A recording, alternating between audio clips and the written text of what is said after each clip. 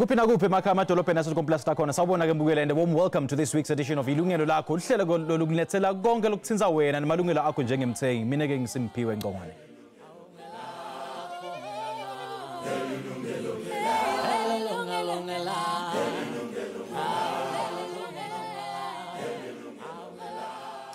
You know, at some point in our lives, we get caught up in matters that eventually need the services of a lawyer. But not all have your best interests. We are all too familiar with stories of dodgy lawyers undermining the trust of consumers or even vanishing with their clients' funds, amongst other many cases of malpractice or unethical conduct. Ngapha bosowati yini ukuthi ihhovisi le-Legal Practice Council likhona ukuthi ke likuvikele uma ummeli wakho angakuphathi ngendlela lefanele noma ke akudlele imali ngetindlela etingekho emthethweni. Ora ukukhuluma kabanti ke nathi ngeke ukuthike lisisita kanjani sibathengi lelihhovisi le-Legal Practice Council asimukele ke Ignatius Brill. He is the director of the council's Gauteng Provincial Office. Mr. Brill, very good afternoon to you. Thanks for joining us. Welcome. Thank you. You know, we've seen so many cases of lawyers being taken to court as a result of unethical behavior or malpractice. Why are we seeing an uptick of such cases? It is something that really has been boggling our minds a bit. We are thinking that it's partly to do with the fact that the economy in the country is not doing well. Yeah. And contrary to what a lot of people think, not all legal practitioners are wealthy and make a lot of money. So those matters that you really see going to court are cases where attorneys would have taken money from clients. And we can only assume it's people fall on hard times. We saw it especially during COVID time, where some of these practitioners had taken money from the trust account to actually pay their employees. But unfortunately, that's money that didn't belong to them. They could not do that. I mean, we've just alluded to the fact that we're living in hard times and lawyers seek shortcuts to make extra bucks at the expense of their clients. So why then, I'm quite curious to know, Mr. Brill, why then is the LPC not imposing harsher punitive measures on these lawyers to deter them? So especially when we're talking about where attorneys have stolen money from clients, the harshest sanction that we can impose is to actually strike an attorney from the role, meaning that he's not allowed to practice anymore. So we take away his ability to earn a living, but then at the same time we also report the matters to the SABC who investigate, because in the end it is theft. And a lot of these practitioners do end up with court sentences, spending time in jail. So how long do you strike them off the roll? Is it indefinitely or for a certain period? So when you are struck off the roll, it means we remove you completely. So in other words, you are not allowed to practice. There's no end period to that. What can happen is an attorney can approach us and say to us, which is usually after about 10 years or so, to say, look, I've realized I've done wrong. I've repented. I've rehabilitated myself, I've paid back the money that I've stolen, can I please be readmitted? We do consider those applications. It's not a given that we will allow them to be readmitted, but we really do take the opportunity to see how the person is rehabilitated and whether he can be allowed back into the profession. How do you do that? How do you see that a person has rehabilitated or an attorney or lawyer has rehabilitated? I mean, what proof or evidence does he produce to you guys for you to make a decision that he can be readmitted? It's very difficult. So we would look at what they did in the period when they were struck from the role. A lot of them actually go out and do volunteer work. We will look at the reports, especially if they have served a prison sentence. We will look at the reports coming from the parole officer. We will ask for psychological assessments, and then also the councillors of the Gauteng Council or the Provincial Council involved would actually have an interview with these practitioners to try and question them about why they did this, to see if the person understands the fact that they've done something wrong and is really remorseful about what they've done. Okay. And what's your observation in terms of the number of lawyers that have been readmitted to practice? So the readmissions are very few. Okay. It does happen, but honestly, in the last year, I can recall probably 4 or 5 in Gauteng. It's really not that many. Okay. And how would you describe the state of the legal profession here in South Africa as you see it? And what is it that the Legal Professions Council is doing to, change things around? So I think I want to get the members of the public to understand that this picture of all attorneys being crooked is really not the truth. Currently, we have more than 40,000 legal practitioners in South Africa, half of which are in Gauteng. Yeah. And then if you compare that to the number of practitioners that we strike from the roll, so for this year, we've struck around about 120 practitioners, struck or suspended from the roll this year. So if you compare that to the number of practitioners who are out there, it shows you that as much as these very bad things happen, it's still a small drop in the bucket. Yeah. The majority of legal practitioners are still honest and ethical people. How many are there? Like, what are we looking at in terms of the number of registered practitioners nationally? So, yeah, nationally it's just over 40,000 legal Okay. practitioners. All right. And we also see a number of, quite a high number of people enrolling to study law and ultimately becoming lawyers and attorneys. Yet the opportunities of transformation seem to be moving at a slow pace, especially from your end. So the Legal Practice Council, together with the Minister's Office, has now recently published the Legal Sector Code, which really aims at transformation of the legal practice or legal profession to ensure that there's more opportunities for disadvantaged practitioners to enter into practice. Okay. I think the fact of the matter is that people prefer, because you are dealing with something that really affects your life so detrimentally, Yes. They prefer to go to somebody that they think will give them the best service, and they tend to want to go to the established practices. The fact that you are in a big firm or a small firm does not mean that you are a good or a poor attorney.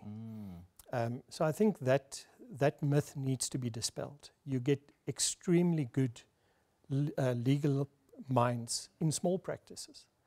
And I think the Legal Sector Code will aid in that, to make sure that there's a bit of a balancing in terms of the instructions going to practitioners. Let's now, talk about some of the misconduct cases that the LPC investigates. What kind of misconduct do you see on a regular basis? Well, what type of cases? So the majority of the complaints that we see, I can say to you in all honesty, are less serious complaints. So obviously for the person complaining, it is something serious. But it's things like an attorney not responding timeously to correspondence. So a simple example, the client wants to know, listen, when is my matter going to be settled? But the client asks every 3 days, and a matter doesn't settle that quickly. And then if the attorney doesn't answer every 3 days, the client becomes unhappy. So those are a lot of the complaints that we see. Failure to respond to correspondence, that's probably the majority. Can that complaint get a lawyer into trouble? It can, yes. It Really? is unethical conduct, depending on the circumstances. Okay. So in the example I mentioned to you of somebody wanting an update every 3 days, we're not going to say that the attorney acted unethically. But an attorney who ignores a client for 6 months or 3 months, that's a different story. Okay. Yeah. We do get a lot of complaints of people thinking that the attorney have stolen their money. Yes. Unfortunately, I think it's a factor of members of the public not understanding the legal process. And especially, it relates mostly to road accident fund matters. The road accident fund doesn't pay quickly. So if a matter settles today, the payment might only come in a year's time. And the clients then very often Where does think the that problem the attorney lie? has Does it stolen lie the with money. the attorney or the road accident fund? With the road accident fund. Okay. Yeah. Right, okay. Let's leave it there, Mr. Brill. We'll take a quick break. Kwanyalo sibambe lapho ke mbukeli sizishilela ngasetitolo. Sala kanye nasi ke siyabuya khona manje. Leli Yilungelo Lakho.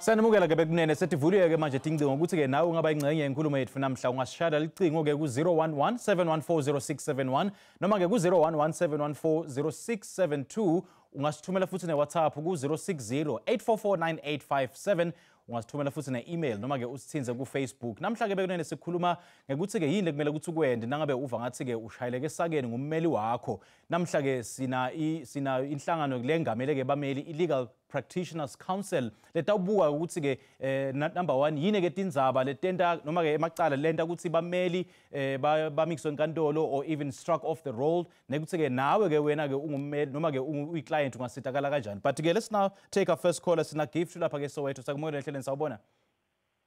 Yebo baba sawubona mfethu. Siyaphila kunjani baba? Siyaphila mfethu. Khuluma nathi baba. I can hear your program, and thank you so much for your program. My problem here is, I think 2 or 3 years ago, I approached a legal firm, a law firm in somewhere in Hammanskraal. And that was, in fact, through email. And I had a matter regarding property. So now I needed their representation. They requested me to pay money into their account, of which I did, and I do have a proof. So now nothing happened, no consultation, nothing. And then further, they sent a document that I should sign that documentation to prove that they want to represent me, but I couldn't because based on the fact that how they responded, I wasn't sure about it. So now the only question I want to ask, how do I go about reporting this law firm? Because I've exhausted everything. I phoned them. I tried to talk to the CEO and everybody. So now they are not responding me at all. And each time I'm given a number to call, you hold on for so long in that line, that legal line. I don't get help. I don't know how to go about this. So you haven't received any response since you started communicating with this law firm? I've been communicating with them, sir, and they've been saying to me they're going to come back to me.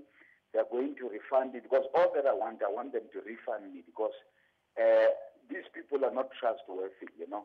And at the end of the day, we are very, very sad because we go from pillar to post. You know, we don't know where to go. I mean, how far back was this? Like I'm saying to you, it's 3 years now. Oh, it's been 3 years now. All right, all right. Okay, Gift, thank you so much for your call. Mr. Brill is in studio with us and he will give direction as to how this matter will be handled. Thank you so much for your call. Mr. Brill, I'm sure you've been hearing, you've been listening in. So what's your response to this? So this is one of the very sad stories that we hear, unfortunately, too often. I think the best that Gift can do is to actually come into our office at Gauteng LPC, which is at 123 Paul Kruger Street, and come and lodge the complaint with us. Or you can email us, you can download the complaint forms on the LPC website. But it's sometimes easier, if it's possible for him, to come into the office so that we can help him with the complaint forms. Okay. What we would do in those instances, obviously we would have to ask the attorney for his comment. But these kind of complaints, you know, there's some red flags there for me. Unfortunately, in conveyancing matters, we do see practitioners who swindle their clients out of money too often. So that is the first red flag. The second red flag is that this matter has been dragging for 3 years. It's too long. It doesn't make sense. So rather come in, let us lodge the complaint, and we will investigate it quite urgently. So have you had any other similar instances of this nature? Unfortunately, yes. Really? Yeah. It seems to be something that's come up in the last 2-3 years, where practitioners dealing with conveyancing matters have started taking money from clients, and then the client never gets the property transferred into their name. What if the client, what if the attorney could claim that whatever is it that they've collected on behalf of the client is their legal fees? No, that cannot be. So especially on conveyancing matter, the fees on conveyancing matters are fairly standard. You cannot, if the client has paid the deposit for the house, for example, claim that that full amount is the legal fees. It's highly unlikely. Okay.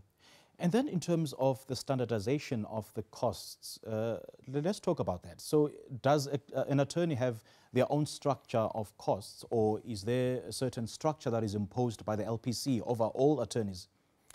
So unfortunately, there isn't a fixed structure imposed on attorneys. There are guidelines. So the first guideline you will find in the rules of court, which is the guidelines that the taxing master at court will use when he taxes a bill of cost. Normally, when you consult an attorney privately, the fee that you pay for that attorney is a bit higher than the party-and-party cost that's in the rules of court. When you talk of the party-to-party, what exactly do you mean by that?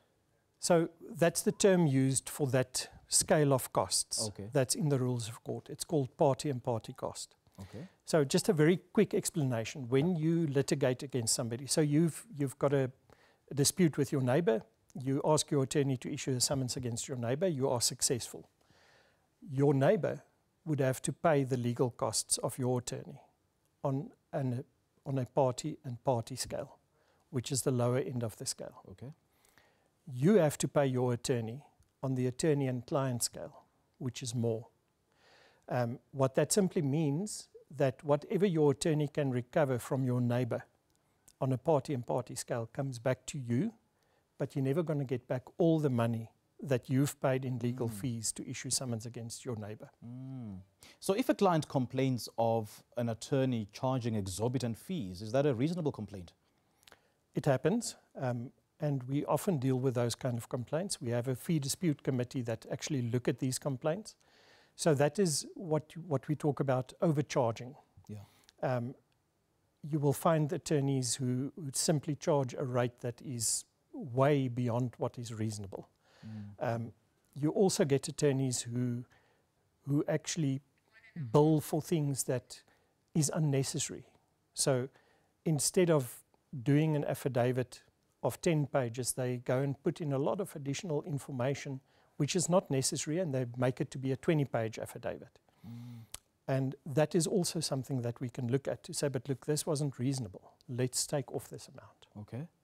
We've just shown on screen, a newspaper article involving a lawyer, Mr. Nonxuba, the allegations thereof, and the criticism by the RAF, or even comments by the Health Minister, seeming to suggest that the LPC does not act quickly enough or decisively enough against the misconduct of lawyers. Why is that such an issue? So I would love to say that there's no merit in a complaint like that, but it does take long. As I indicated to you, to show that somebody has actually stolen money from a trust account is very difficult. What you must remember, especially your firms like Mr. Nonxuba's firm, who dealt with a lot of claims against Department of Health, he also dealt with RAF claims. There's not only one person's money in that trust account. When we become aware of the fact that somebody claims that they've not been given their money, we need to investigate. And in order for us to investigate that, we rely on the accounting records of the attorney. Yes. And unfortunately, as soon as they become aware that we are going to investigate, those accounting records disappear. So now you sit with a trust account with how many ever million in the account, but with no way to show who the money belongs to. And without being able to show who the money belongs to, you are very hard-pressed to show whose money has been stolen. Right, right. So that's why these complaints do take extremely long. In Mr. Nonxuba's case, I must say to you also that the attorney there delayed the matter at every step of the way. He had taken every opportunity to appeal the decisions. He had appealed it in the High Court. He had appealed it to the Supreme Court of Appeal. He ended up in the Constitutional Court. And it was only at the Constitutional Court that his appeal was finally dismissed. Following that, we were able to now go back to the High Court to strike him from the role. So he had been suspended, and we've applied to court now for his striking, which was heard on the 2nd of August. Okay. We are still awaiting the judgment from court, so we haven't had the judgment from court yet. Okay. All right. Let's leave it there for now, Mr. Brill. Ake babukele sentivele ke ukuthi ke nangabe nikhala ngekuthi ke iLPC noma ke lenhlangano lengamele ke bameli la eNingizimu Afrika bebenda ngathi bathatha kancane sentivele ukuthi bekunene hayi akusinjalo inkinga ngilama cases now athatha isikhathi leside letinkantolo bese kuba ngathi ke ngibo labameli laba delay kwelama case. For now, let's take a next caller. Sina Pinki ulapha ke Tsakani sakomoya ehleleni sawubona. Hello, kunjani baba? Siyaphila kunjani? Khona. Khuluma nathi mama. Yeah, khuluma noPinki Jiyane. Siyabonga kakhulu kushala. Khuluma nathi, what's on your mind? Okay, yeah, nginenkinga sizi ngathenga indlu 2006. And then sangena July. Ngi-1 July. So sahlala ke sinalo muntu loyo sahamba senze contract. Sayithola contract eBrakpan. And then after that ngihamba ngayofuna igqwetha. Ngalithola igqwetha. So igqwetha since ngilibhadalile alifuna ukungisebenzela. Ngalireporta ku Law Society ePitori. Since ngivula icase yami 2022 until now abafuna ukungisiza. So yini lolsito bolifuna kulommeli? Sorry? Yini lolsito bolifuna kulommeli? Bengifuna ukuthi angenzele i-change ownership. Okay, so kwamanje lendlu ohlala kuyo ke ayikho egameni lakho? Ayikho egameni lami, mara ngiphethe i-contract konke ne-title deed. Okay. So ummeli wami mangabhatali i-rent, angisho bakufaka emagcwetheni aseruleni. Uthi ngibhadale amagcwetha aseruleni, ngabhadalile lamagcwetha aseruleni. Ufuna le mali le kana ukuthi ngibhadale amagcwetha aseruleni and ila eslipini. Ngithi mina angikwazi ukunikeza ngoba yaseruleni, amagcwetha aseruleni. Uyayibona? So kusukela lapha zange saphinda ngisiza. So ngahamba ku-Law Society. Ngavula icase. Icase yami iphethe uThuli no konjibani Thuli nobani ngikhohliwe lo munye. Nompo. Okay. All right, sispeak isabonga kakhulu ukushayela ke sitawuthatha ukhefu kwanyalo ke kepha ke babe Brill ukhona la office ukuchazela ukuthi kumele wende njani lo hlangothi. Kwanyalo ke mbukele siphindlela ngasetitolo hlala kanye nathi kungasanyakadi leli ilungelo lakho. Don't go away.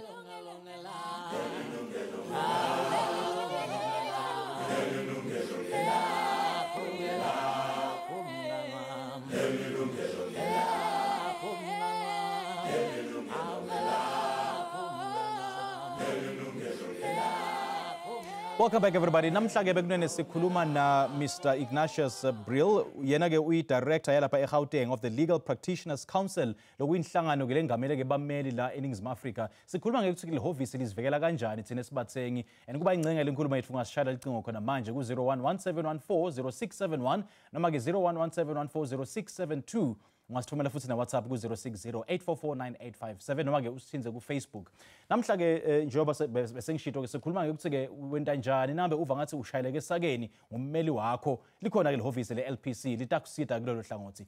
Now Mr. Ignatius, just before we went to that break we had a caller from Tsakani who said that she bought a house in 2006 and then she paid an attorney to administer the transfer, the change of ownership process into her name. Till today, the house is still not in her name, and the attorney still hasn't delivered, and the attorney has been avoiding her ever since.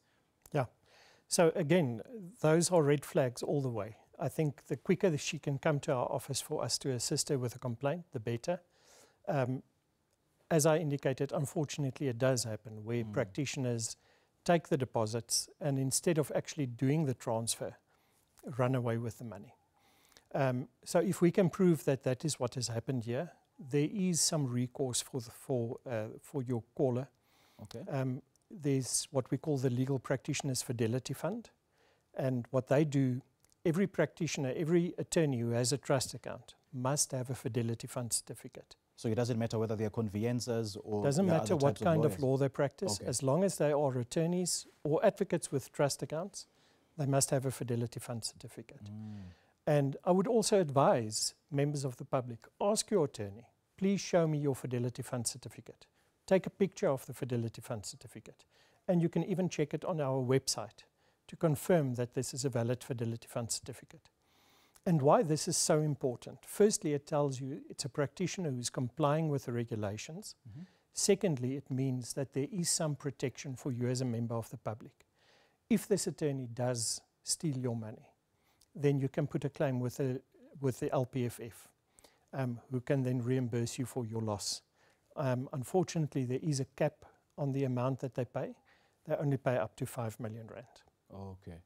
So who bears the honors then of ensuring that each and every attorney subscribes to the ethos of the FFC? Or in short, who can I as a client make sure that the LPC enforces or forces all lawyers to subscribe to the FFC? So the LPC does make sure that the legal practitioners have Fidelity Fund certificates. If you practice without one, it's an offence. You can be suspended from practice. You can even be struck. The problem comes in.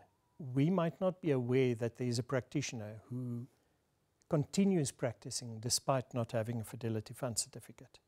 So we see practitioners who tell us that they've stopped practicing, or even we've struck or suspended them, but they continue to practice. But then are there any attorneys that you know of that will practice without an FFC? There are, and we prosecute them if we find them. Okay. So if we've already struck you, then we need to approach court for a contempt of court application, which might end up with you being in jail. If we've not suspended or struck you, then we will apply to court to suspend or strike you from practicing. Yeah. And recent media articles show a higher number of attorneys getting suspended. What would you attribute this to? So I think there's a lot of factors contributing to that. Unfortunately, yes, there are more misconduct that's being reported. But I think it's also a factor of members of the public becoming aware through programs like this what to look out for. And they are quicker to report to us, and then we can actually investigate the matters. Yeah. And what kind of misconduct cases do you see on a regular or a frequent basis that the LPC is investigating? So it's misappropriation, what we call, simply that stealing of the trust money. It's issues of overcharging, taking too much fees. Okay. It's failure to respond to correspondence. And then it's just general unethical behavior. You sometimes see people who just generally does not behave as an attorney should behave. Okay. So how do members of the public or clients of certain lawyers approach the LPC? What's the first point of call? So they can approach any of our provincial offices. Our addresses are on the website. They can call us on the telephone number that's on the website, or they can just email us at info@lpc.org.za. You know, the Road Accident Fund made a very shocking claim or announcement that suggests that fraud is the lifeblood of the legal profession. What do you make of that? I don't agree with that. As I indicated earlier, I think that's an over-exaggeration. If you take into account the number of practitioners who are struck or suspended or who we've been disciplining, compared to the number who practice, then I don't believe that. Okay. All right. Let's take our next caller. We've got an anonymous caller from Pongola. Very good afternoon to you. Thanks for joining us. Welcome. Yes, good afternoon, sir. How are you? Very well. How are you, sir? I'm good. Good. Talk to us. Look, I'm calling on behalf of my brother, who was hit by a car in 2013. Okay. And I don't know these rankings of like calling an advocate, an attorney, and a lawyer. I don't know what he was by then, but he has his company in town. He took over the case and has been taking my brother to the doctors. These processes of that are done and followed when making a claim through the lawyers from the Road Accident Fund. But up until now, you count 2013 to date, there is nothing that is tangible that the guy is saying. And if I talk to my brother, I don't know what is it that exactly he says to him, because sometimes he would come back with some vague promises like, no, my brother, the lawyer has said, I must wait. You don't know for how long you should be waiting. And the unfortunate part is unemployed because of the impact of the injury he sustained. So I don't know what is it that I should be doing, because my concern and worry is that the guy I know it's a guy I know that is doing this to us. Now I don't know if I report him to the Law Society. I don't know how our relationship is going to be. But I'm concerned about his relationship, but apparently he's not concerned about us. Yes. with my brother. What is it that one should do in such a case? Is this real that a case can take about 11 years? So the only response you get from the lawyer or the attorney is that he should wait. There's no other response that he's giving you? There's nothing. If I make a move myself to reach out to him, he would tell me he cannot say anything unless the client is there. Okay. Have you made means of getting in touch with the Road Accident Fund, perhaps? I couldn't do that myself. Okay. Because I thought maybe then they will need to quote the case, and then it would refer back to him.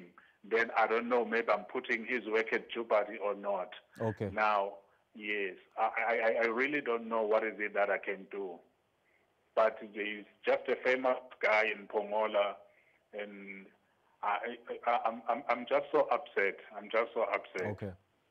Mr. Anonymous, thank you so much for your call. Mr. Brill is from the Legal Practice Council, and he's here in studio. He'll give direction as to what you can do with regards to this particular matter. A very, very touching matter there. Yeah. And he says that what's even more tricky is that he can't take further action against this particular lawyer because they have a relationship going on. So I wouldn't say that the relationship should prevent him from taking further action. The one thing that I liked what he said is that the attorney told him that he cannot discuss the matter with him without his brother being present. Yes. Which is the correct thing to do, because unfortunately he is not the client, his brother is the client. Yeah. So that's the ethical response. In terms of the delay in finalizing the matter, it does sound a bit long, but yes, it does sometimes happen. Some of the RAF matters do take extremely long to settle. Especially if it's a matter that needs to go to court. At this stage, as we're sitting now, the trial dates for matters, RAF matters going to court, is set down for 2031, which is 7 years from now. So it's not impossible that the matter is not settled. What seems to be the problem, though? What seems to be causing the delays, especially from the RAF side? Volumes. There's way too many matters being prosecuted through the courts. Okay. Unfortunately, our courts do not have sufficient capacity to deal with the number of RAF matters coming to court. And the judges have been complaining about this throughout the country. In the number of years since '94, very few additional judges' positions have been added. And they simply cannot keep up with the volume of work, especially in Gauteng, where the majority of litigation is happening. Okay. What I would advise the caller is take his brother, go to RAF, go and see RAF and see whether the matter has been settled or not. Yes, that was my next question. Yeah. Can a client directly approach the RAF without involving the lawyer? Yes. Yes, he may. Okay. Yeah. So what can happen then?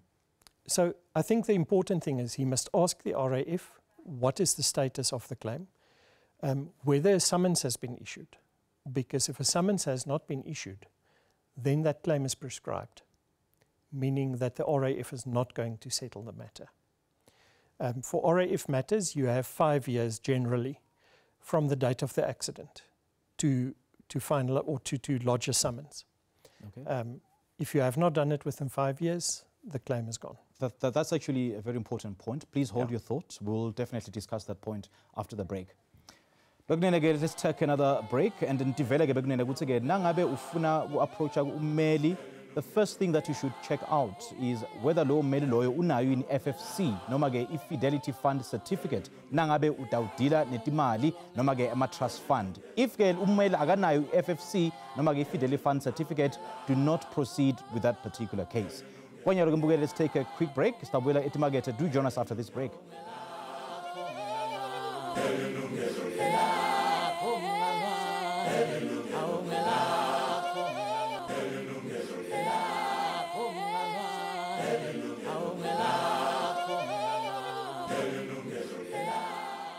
We're still taking your calls on our participation lines. There are the numbers on your screens right now. 011-714-0671, 011-714-0672. You can also send us a WhatsApp to 060-844-9857 or email your thoughts to consumer@sabc.co.za or interact with us on Facebook.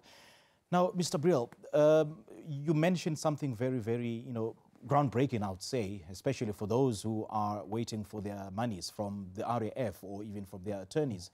And you said something, if a matter goes on for 5 years, it prescribes. What do you mean by that, especially in the context of, right. Of this discussion? Yeah, so very simply put, you've been in an accident on 1 January 2000. You have up to 3 years to lodge your claim with the RAF. In other words, your attorney or you can take the forms to RAF and submit the claim forms.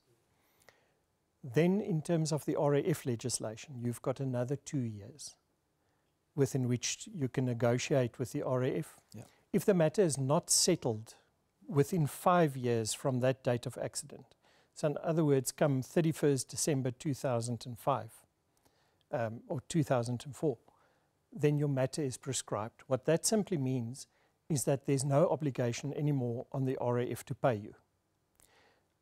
So the only way to prevent that from happening is for your attorney to issue a summons against the RAF. So when you talk of the 5-year period, are you referring to 5 years of no activity, no doctor reports, no admissions?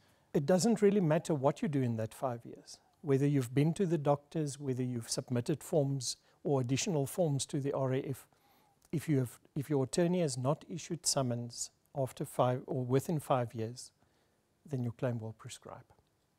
What kind of summons? I mean, the attorney summoning the RAF to do what exactly? So a summons is a legal document.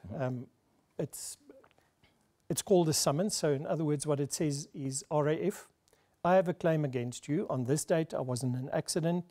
I've suffered damages. Let's say I've broken my leg. I haven't been able to work for 6 years. So I've lost earnings. I've had pain and suffering. I claim, let's say, 3 million rand from you. Yeah. And this is a summons to bring you before court. So that doesn't mean once the summons is issued that you will be in court the next day. The court process takes extremely long. It's just the document that initiates the proceedings before court. But then can an attorney petition the RAF to make payments to clients in a timely manner? They can. And RAF sometimes do pay without summons being issued. Unfortunately, I think it's happening less frequently, but it does happen.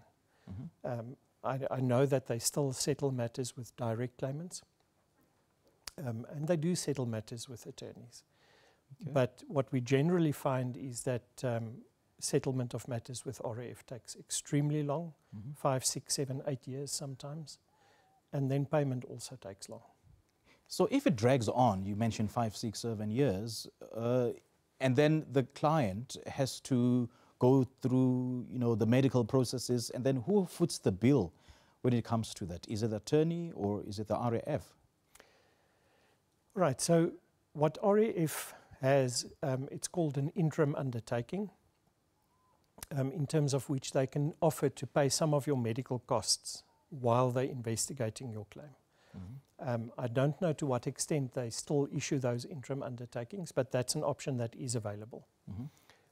What happens in the majority of matters where attorneys represent claimants is that the client signs what is called a contingency fee agreement. And this is a very important document for members of the public to understand what it means. So what the attorney will tell you is, I will help you with your claim against the RAF, and I'm not going to charge you for the hourly rate or hourly for what I do. But what I will do is I will take a percentage of your capital amount once the claim is settled.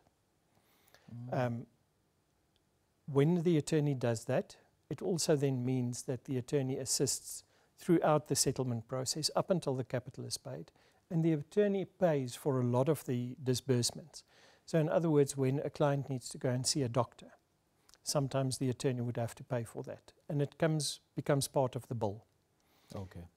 What we find a lot when clients complain to us about RAF matters specifically is that they misunderstood the contingency fee agreement. So the Contingency Fee Act says that when you enter into that agreement, the attorney is allowed to take 25% of your capital amount, right? Okay. But the attorney can then also take the disbursements. So any money that is paid on your behalf, so if he's paid for the doctor, if he's paid for your traveling, if he's paid for your accommodation, that also gets taken off your capital amount. Okay, got you. Thank you for making that clarification. All right, Mbugele, let's take our next break. And Isaac from Mafikeng, I note your call. We'll definitely take your call after this break. Leli Yilungelo Lakho.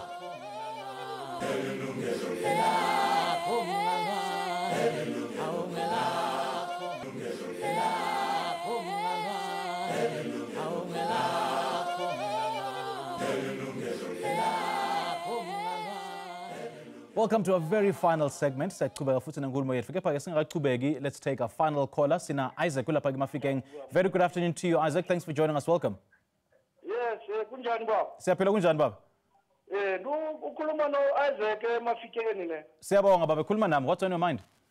Yeah man, ndikufunela nje ne umuntu wethu washona ngoMay this year ne. And he was involved in accident on 2019 ne. Okay. And 2020 he was involved in accident. So, last time ndathatha umagogo ziya eRAF eMafikeni. Siya eRAF eMafikeni ngoku eRAF eMafikeni bathi angeke sithole la mali ngoba lo muntu ushonile. And before ashona, he was already claiming the money for RAF. So we don't know where to go. Near eRAF after Segashone. After Ashona, so before Ashone, what was happening? So before Ashone, what was happening? Did you approach any lawyers? Did you approach eRAF after the accident? No, we were struggling to get those lawyers for him. So we went straight to RAF. After Ashone? After Ashona in May this year. Okay. So, orafu, basitshela ukuthi angeke sithole lo mali ngoba lo muntu ushonile. Okay. All right. And before ashona baba, ube I claimile le mali ye accident ezimbili. Okay, Baba, thank you. Yeah, siyabonga kakhulu ke kusishayela. Unfortunately, i-Road Accident Fund ayikho nathi namhla. Namhlanje sina Legal Professions Council, LPC, inhlangano ke lengamele bonke ke bameli la eNingizimu Afrika. But we're just going to pick Mr. Brill's brain here to see whether he could assist you there. Basically, he's saying that his relative was involved in an accident back in 2019, and he or she unfortunately passed away in May this year. And they only approached the RAF, after the death of the relative. And the RAF says they cannot pay out because the claimant is deceased. So it's partly that the claimant is deceased, and the claim is most likely prescribed. If the accident was in 2019, remember what we spoke about, the 5 years. So look, it depends on the circumstances of the deceased.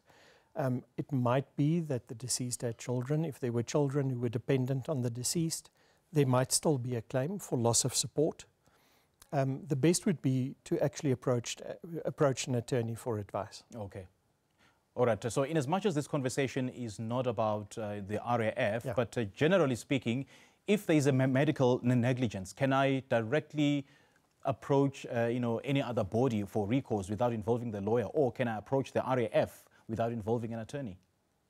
You can. Okay. With RAF, you can go directly.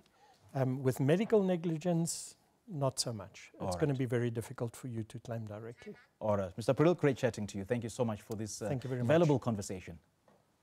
Awesome. Well, kwanyaro kubukela sesifikele emaphethelweni ehlelo lethu namhlanje ngibonge Mr. Ignatius Brill lobuya ke LPC ngeke abe nathi namhlanje ngithanda buka kanye nani ngibabukele ngeke nathi kuze kube ngimanje asihlangane futhi ke evikini elidako lapho sihlabe silethela ke indzaba lenye yempension ne Government Employees Pension Fund GEPF. Yes, bukele, join us again next Tuesday when we'll be bringing you pension matters with the GEPF. From me, Simpiwe Ngongwane, and the rest of the team, nisale kahle and have a great week ahead. Cheers.